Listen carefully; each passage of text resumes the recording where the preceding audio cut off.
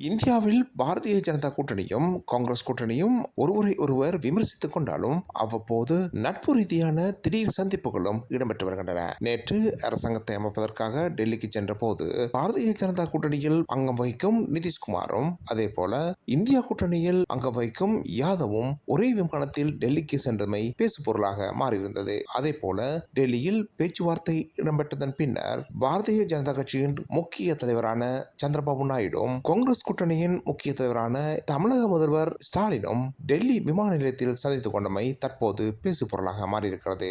இருவரும் தங்களுடைய பேச்சுவார்த்தைகளை முடித்துக் கொண்டு தமது மாநிலங்களுக்கு திரும்பும் நேரத்தில் இரவு 8 மணி அளவில் டெல்லி விமான நிலையத்தில் இந்த திடீர் சந்திப்பு இடம்பெற்றிருக்கிறது.